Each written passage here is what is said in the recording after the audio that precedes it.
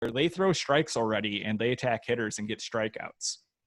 Yeah, and so what's interesting is, the whole trade itself with Phelps going, you're not going to expect a, huge haul for David Phelps, but it was another year of club control and a guy who's obviously an effective arm in the bullpen and have been having a very good year for the Brewers. And so I would imagine that Stearns sees something probably in all three of these guys, but if you're kind of drawing the parallel to Freddie Peralta, it was 2018 before he made his big league debut, if I have that right. So 3 years down the line before we might see any of these guys. And that's given like probably a really great return here. But again, just your thoughts on maybe David Stearns' mindset here, because he had to see something he liked to make the club, let's face it, a little worse here as they are on the at least the teetering point for a playoff spot here in 2020. Yeah, absolutely. I think the thing with Stearns is he's always going to deal from depth, and obviously they have pretty strong depth in the bullpen. I think if they were in a playoff position, that Phelps never, ever gets traded because you want that strong back into the bullpen. But with the expanded playoffs, even though they are in playoff position, the team that they make can actually get going. It's all about the offense getting going, hopefully some point down the line. But I think you're looking at these when they are evaluating these guys, it's guys specifically that they look at and see a higher ceiling at. They might not be in a regular top 30, which is generally what we looked at. But when you look at a lot of the guys who are on that list, the guys who really fit the profile of what they got back here are players that are, coming up in the Rule 5 draft, are going to need to be hidden on the 40-man roster for a while. So instead, they might likely went down, got three guys who they like a lot in terms of their potential and upside, and they're going to have extensive team control of them for some time where that isn't being pushed, and it fills out a bit of a weakness at the bottom end of the system.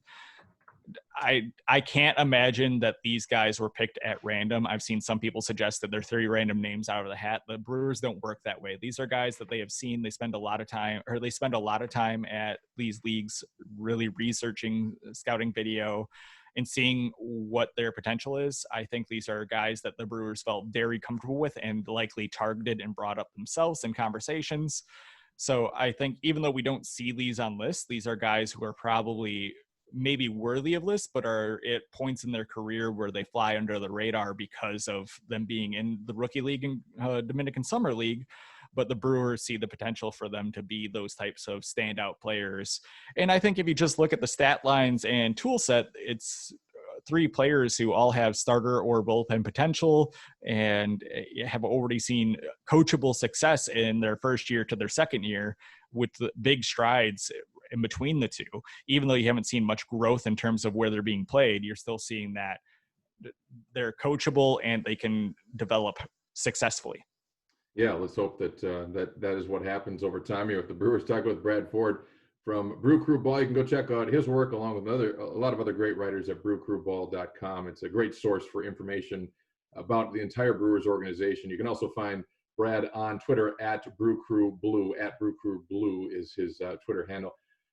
While I have you, Brad, I wanted to talk about a couple other guys we saw make their debut on Tuesday night in the rather unpleasant 12-1 loss to the Detroit Tigers at Miller Park. But and then both of them got touched up a little bit. Let's start with Justin Topa, who is a little bit older, 29 years old, and making his big league debut. And a guy I don't know much about, but we did see him throw a couple of innings. He got hit with a 2-run home run. But other than that, I didn't think looked all that bad. What were your thoughts, or what is the story with Justin Topa? Yeah, he actually has he's one of those like guys who's easy to root for because he's had an underdog career. Had his first Tommy John surgery in 2011, got picked a couple of times in the draft, didn't sign in 2012, then goes in the 17th round in Pittsburgh. In 2013, in 2015, he has another Tommy John surgery before, he ends up in indie ball in 2018. And he's one of those people who Pitching Ninja has kind of helped save with his Flat Ground app and supporting a lot of the indie guys in their video that they show. He shows a tweet of him showing hucking 99 miles per hour. Next thing you know, he's signed by the Brewers 6 days later.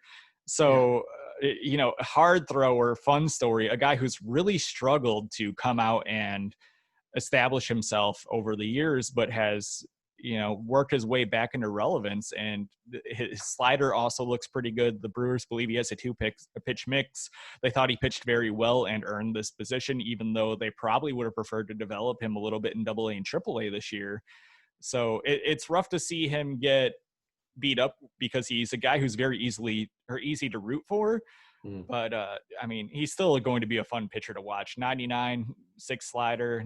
That's classic power bullpen pitching right there, and something I think we can all enjoy. And then, Phil Bickford is a guy who the Brewers got way back, it looks like, in the Will Smith deal.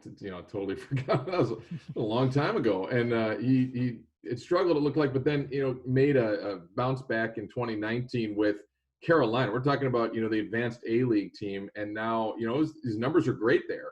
But boy, what a jump, a year later to be making his big league debut last night. And maybe it showed because he got roughed up a little bit. Yeah, he really got hammered on by the Detroit. He was the headliner coming back in that Will Smith trade. It was him and a catcher who, I think Andrew Susak, who, people had hoped for, but was kind of on the outs as a top prospect or being really appreciated in baseball. Bickford was a guy coming out in high school who threw 97 and got a lot of coaches excited in that he could throw high 90s. Then he got into the Brewers farm. All of a sudden he's throwing 85, 84, and he kind of gets halted by that and some maturity / personal issues. And doesn't really advance through the career. If you look at his Brewers line, it's almost exclusively at high A, back when they were still playing at Brevard County before going over to Carolina. So he's been there for some time, and it took him, he's thrown a few innings here and there. He's been suspended, really inconsistent playing time. And like you said, he finally gets success going with his slider last year, gets his fastball up to the 90s.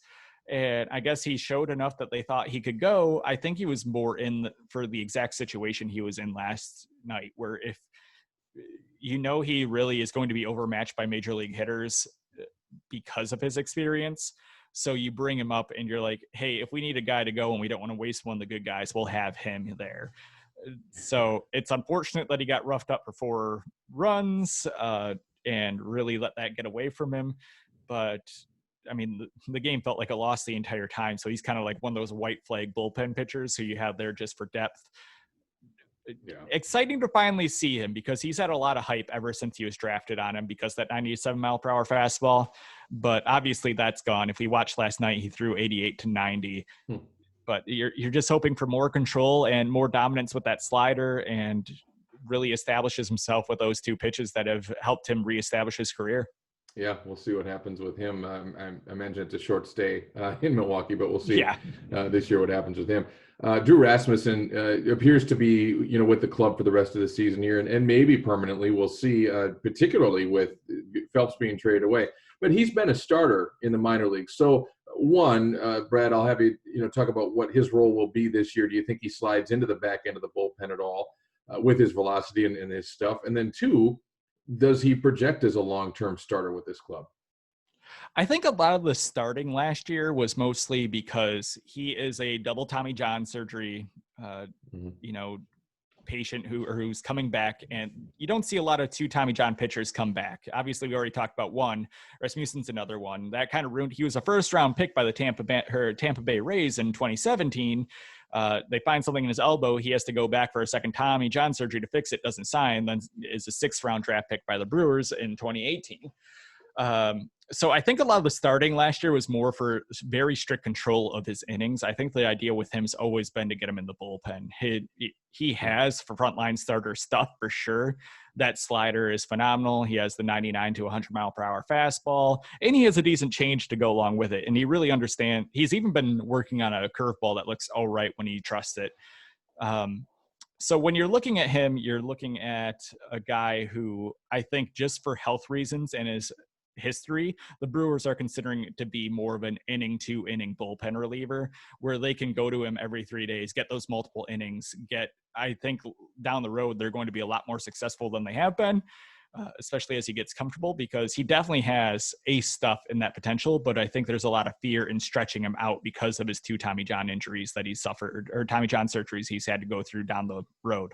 Yeah, definitely. We'll see how that plays out, but a guy that I think fans can start to get excited about in that back end role, which of course is what the Brewers excel at. If they excel Yes. at anything, it's those back end guys.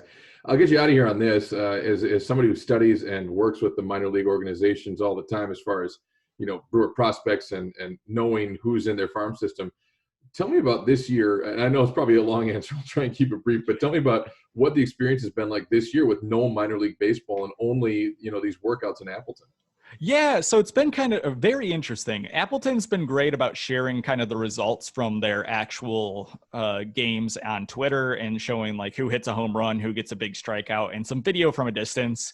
I've also been keeping somewhat in touch with Chris Maring, who is the radio broadcaster for the Appleton team. So he's for the Wisconsin Timber Rattlers, normally doing radio. There he's helping out managing social media and taking care of that side of things. So it's been kind of communicating with the few connections you have in Appleton and saying like, hey, who looks good? Who's standing out? One of the big standouts right now when I talked to Chris was Mario Feliciano. Like he says, the difference between when he was in Wisconsin and who he is now is significant. He looks like a big league catcher. He smokes the ball. Like everything really looks good for Feliciano right now. And he's a guy who's really stood out along with Bryce Terang, who's added quite a bit of healthy weight and muscle. So it's been a lot of kind of keeping in touch with the few connections that you have in that regard and are able to touch or like talk to you and watching those social media accounts. The other thing is there's a lot of players on the farm that are playing independent ball right now. Some of these kind of like scratched together independent leagues, like recent draftee Hayden Cantrell is actually playing in kind of like a weird Louisiana league that seems like it was just thrown together at the last second. I think he's playing with a more affiliated indie ball right now, but initially he was playing with like almost a Sandlot type league. So you kind of pay attention to that, watch videos, but those are always harder to gauge because the talent varies so high. If you're playing with the Milkmen, it's different because those are all players who have generally at least topped out at AA, if not AAA in their careers. Mm-hmm. Like, okay, these are fringe major league talent that they're all competing against, and you can get a better idea of kind of what they're facing. In these pickup indie leagues that they've been putting together, it's so much more varied. You don't really know. It's anything from guys who, were supposed to be in the summer camps for the college leagues and play like with a wood bat for the first time to, high A major league players to, I think Lucas Ursig was for a while in a more informal independent league. And he's obviously a pretty advanced bat compared to the guys we're talking about. So it's been trying to keep tabs on those guys. It's hard to really evaluate what they're doing, but just kind of keep track of their growth, see if you notice anything different, and, try to make good connections and talk to guys who have better connections than me about what they're hearing and hopefully get good reports back on everyone. Well, you're putting in the work then this summer, Yeah. no question, Brad. Appreciate it at the time, and we'll have to catch up again because there's obviously a lot going on in the organization, and this, obviously they'll talk about this year for years to come and how guys got through it. But again, appreciate it, and always good to have you on. Yeah, my pleasure. Thanks for having me.